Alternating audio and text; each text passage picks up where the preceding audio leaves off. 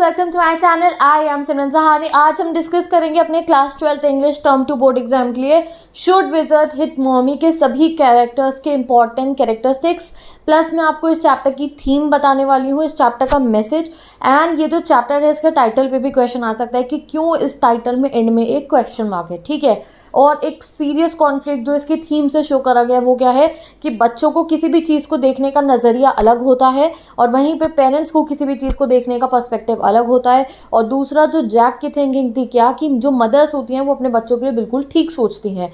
ये सब इसकी थीम से जो है हमें समझ में आता है। ओके, तो पहले पढ़ते हैं कैरेक्टरिस्टिक्स। ठीक है, तो मेन तो जो एंड जैक का ही है। ठीक है, और देखते हैं हम जैक का कैरेक्टरिस्टिक। अगर आपको सबसे पहला सिंपल एग्जाम में कुछ अगर आपको लिखना हो तो वो एक बहुत लविंग फादर थे। देखा आपने कितने अच्छे से वो अपनी बेटी को रोज़ कहानियाँ सुनाते, दो उन्हें अब पसंद नहीं था, उन्हें फ्यूटाइल लग रहा था वो, फिर भी वो रोज़ अपनी बेटी को कहानियाँ सुना रहे थे। वो एक केयरिंग हस्बैंड भी थे, जैसे उन्हें बार बार याद आ रहा था कि अरे मेरी वाइफ नीचे अकेले फर्नीचर को पेंट कर रही हैं, उन्हें भारी सामान को नहीं हिलाना चाहिए, इधर से उधर नहीं करना चाहिए। So he was a caring husband also.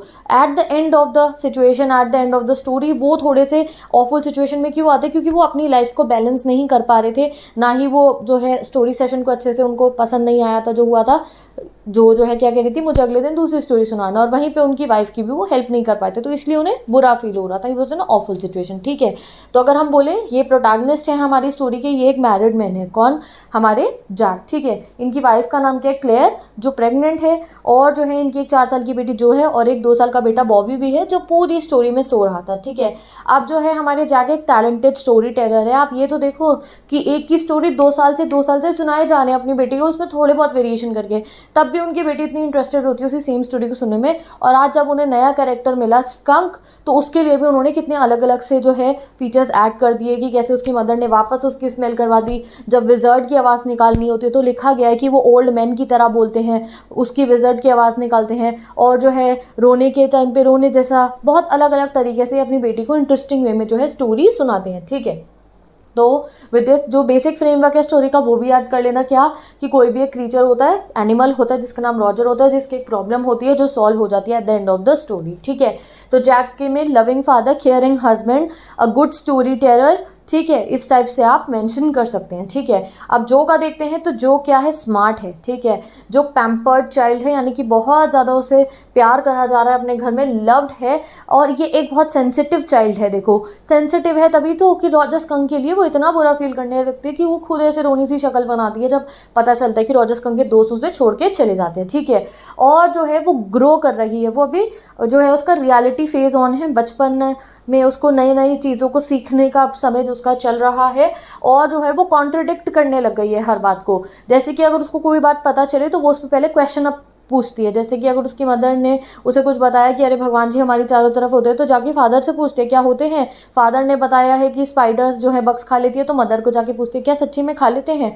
तो उसका रियलिटी फेज ऑन होकर है, तो जो में आप रियलिटी फेज मेंशन कर सकते हैं वो एक पैम्पर्ड चाइल्ड है, स्मार्ट है, लविंग है, और सेंसिटिव चाइल्ड है। ये सब बातें आप जो के लिए मेंशन कर सकते हैं। ठीक है, रॉजर स्कंक ये है story within a story है, जैसे आपको पता है। तो रॉजर स्कंक जो जैक की स्टोरी थी उसका जो है मेन कैरेक्टर है, और इसका क्या है, वो बुली करा जा रहा है। कौन? हमारा रॉजर स्कंक को बुली मतलब उसके दोस्तों से तंग करते हैं उसकी स्मेल की वजह से। उसे कुछ नहीं चाहिए, उसे बस ये चाहिए कि अदर एनिमल्स उसके साथ खेल ले। ठीक है, तो रॉजर स्कंक एक फिक्शनल कैरेक्टर है। फिक्शनल मतलब कहानी का कैरेक्टर है, ये story within a story है।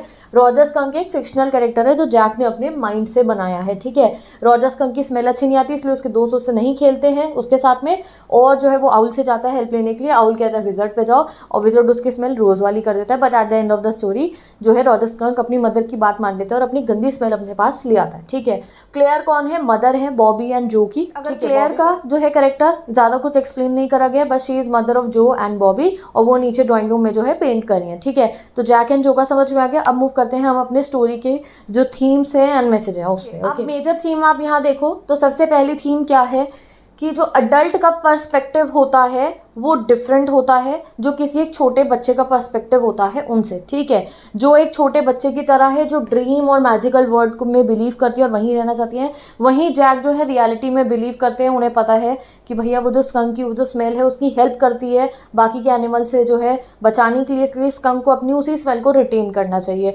बट वहीं पे जो वो क्या लग रहा है, रोजेस की स्मेल हो जाए जिससे बच्चे उसके साथ खेल लें आसपास के।